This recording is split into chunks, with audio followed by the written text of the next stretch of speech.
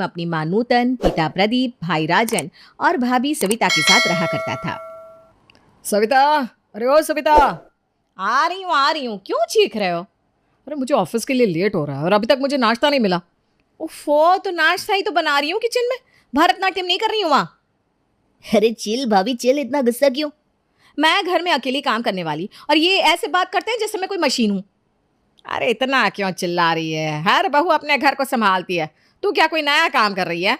मैं नया काम नहीं कर रही हूँ, पर मैं बहुत थक जाती हूँ। प्लीज कोई नौकरानी रख लीजिए ना। हाँ ये अच्छा आइडिया है, किसी को रोजगार भी मिल जाएगा और भाभी को आराम भी। बस खत्म हो गई हो तो मुझे नाश्ता मिलेगा प्लीज। हाँ देती हूँ। और नूतन, तुम्हें पता है संजीवनी के बेटे ने लव मैरिज कर ली। अरे आग लगे इन लव मैरिज करने वालों को। अरे क्या बोल रही हो? संजीवनी तुम्हारी ननद है। अरे कोई भी हो, ननद हो चाहे मेरी बहन हो, लव मैरिज मेरी नज़र में सबसे बड़ी सामाजिक बीमारी है। अरे मम्मी, इतनी भी क्या दिक्कत है आपको?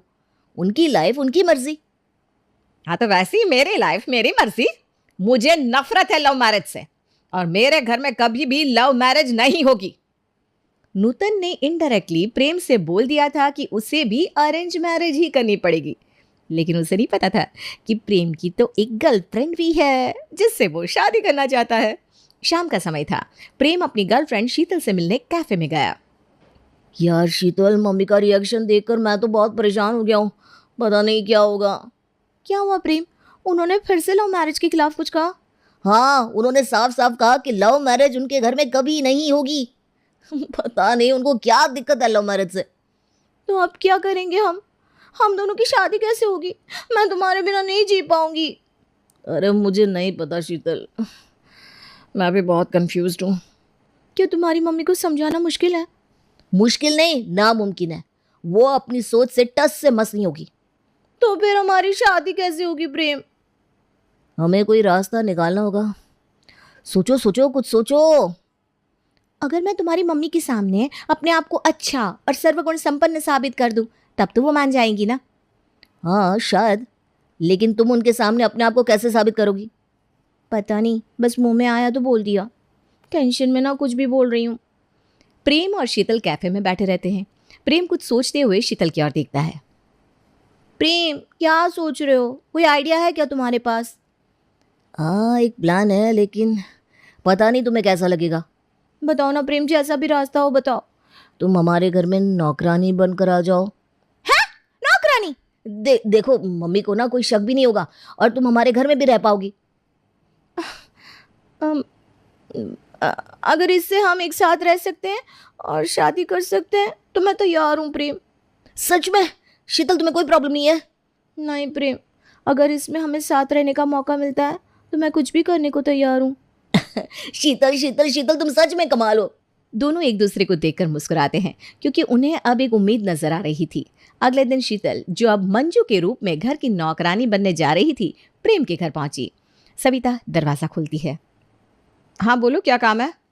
नमस्ते, मैं मंजू, मुझे काम की ज़रूरत है। क्या यहाँ कोई नौकरी मिल सकती है? अरे वाह, बहुत अच्छा हुआ तुम आ गई। हमें ना एक नौकरानी की ज़रूरत ही थी। अंदर आओ ना। शीतल अंदर आकर सभी को नमस्ते करती है। अच्छा हुआ कोई मिल गया काम के लिए। चलो सविता, अब तो तुम्हें आराम मिलेगा। हाँ सही कहा। मंजू, तुम ना आज से ही काम शुरू कर सकती हो। प्रेम शीतल को डराने के लिए कहता है। आपने नाम क्या बताया? हाँ, शीतल नाम बताया क्या? नहीं तो मंजू बताया।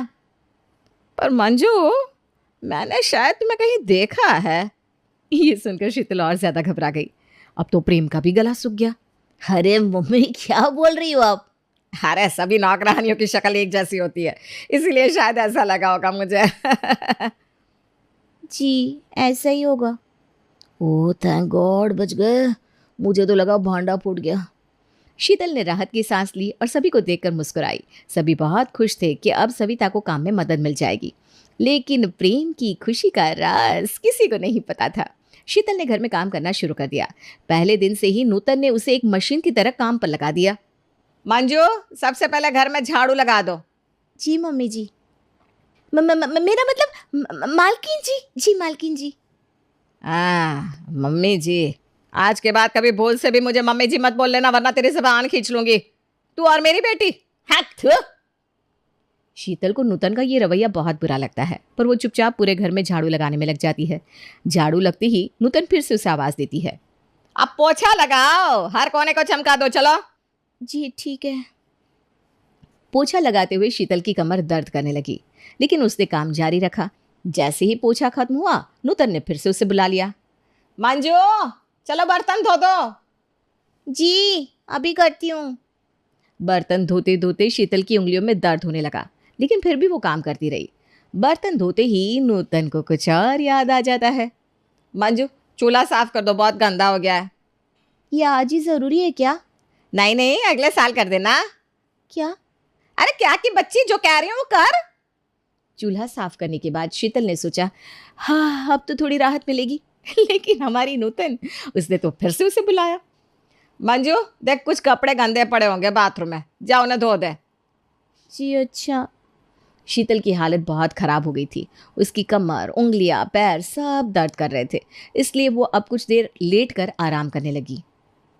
मंजू बेटा, आराम कर रही हो? जी थोड़ा थक गई थी ना। काम चोर कही कि तू यहाँ आराम करने आई है? अरे मम्मी जी, उसे थोड़ी देर आराम करने दीजिए ना, बहुत थक गई है बेचारी। नहीं सविता, इसे आराम करने के पैसे नहीं दे रही हूँ मैं। पर मालकिन, तू इस घर की नौकरानी है, बहू नहीं है जो तुझे आराम करने को मिले। चल। जी मालकिन। शीतल ने फिर से काम करना शुरू कर दिया। उसकी थकान बढ़ती जा रही थी, लेकिन नूतन उसे एक पल भी चैन से बैठने नहीं देती थी। शाम हुई तो शीतल डिनर बनाने के लिए किचन में गई। उसने सभी की पसंद का खाना बनाया। वाह मंजू, आज तो मेरे पसंद के आलू पराठे बनाया है तुमने। और मेरे लिए पनीर भुर्जी भी, और मेरे लिए भिंडी भी बनाई है। नूतन ये देखकर हैरान थी कि मंजू ने सबकी पसंद का खाना कैसे बना दिया, जबकि किसी ने उसे कुछ बताया ही नहीं था। डिनर के बाद नूतन ने शीतल से चाय बनाने को कहा। मंजू, एक कप चाय बना दो। जी अभी लाती हूँ। शीतल ने चाय बनाई और नूतन को दी। नूतन ने चाय का स्वाद चखा तो वो फीकी थी। अरे मंजू, ये चाय फीकी क्यों बनाई? मैंने तो तुम्हें बताया नहीं कि मुझे शुगर है। जी वो किचन में मैंने शुगर फ्री का डिब्बा देखा तो मैं समझ गई। हैं? तू तो ठहरी जाहिल, तूने पढ़ कैसे लिया? वो मैंने डिब्बा पहचान लिया, पीला होता है ना, मैंने पहले भी देखा है। नूतन ये सुनकर हैरान थी, लेकिन हैरानी के साथ साथ उसे मंजू पर शक भी हो रहा था। शीतल अब घर के काम में और भी मग्न हो गई थी, लेकिन नूतन का बर्ताव दिन प्रतिदिन बदतर होता जा रहा था। नूतन उसे काम के साथ साथ बुरा भला भी कहने लगी। अरे हाँ मंजू, तुमने सफेद और रंगीन कपड़े एक साथ मशीन में डाल दिए। इतना सा काम भी तुमसे ठीक से नहीं होता। अनपढ़ हो, कुछ सीखने की कोशिश करो। मालकिन मैंने तो कपड़े अलग अलग डाले थे, मुझे कपड़े धोने का सही तरीका पता है। अनपढ़ और जाहिल लोग क्या जाने सही और गलत। तुम्हें तो बस काम के पैसे चाहिए, बाकी कुछ नहीं।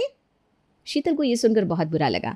उसे समझ में नहीं आ रहा था कि नूतन ऐसा बर्ताव क्यों कर रही है।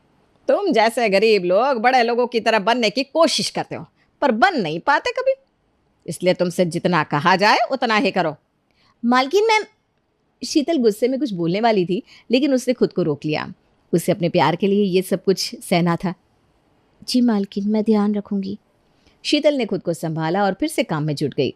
शीतल दिन भर मेहनत करती रही, लेकिन नूतन ने उसे कभी भी चैन से रहने नहीं दिया। एक दिन उसने शीतल से कहा, मंजू, ये कैसे कपड़े पहन कर आती हो तुम? नौकरानी हो, नौकरानी वाले कपड़े पहना करो। मालकिन ये मेरे अपने कपड़े हैं। अपने कपड़े? चल झूठी, इतने अच्छे कपड़े होंगे क्या तेरे? बंदर क्या जाने अदरक का स्वाद। ये ले, ये हमारे पुराने कपड़े हैं, इन्हें पहना कर। नूतन ने अपने और सविता के पुराने फटे हुए कपड़े शीतल को दिए। शीतल को मजबूरन वो कपड़े पहनने पड़े। शीतल के इस हाल को देखकर प्रेम का दिल टूट गया। उसे अपनी गर्लफ्रेंड को इस हालत में देखना बर्दाश्त नहीं हो रहा था। माँ, आप मंजू के साथ ऐसा बर्ताव क्यों कर रही हो? उसे अपने खुद के कपड़े पहन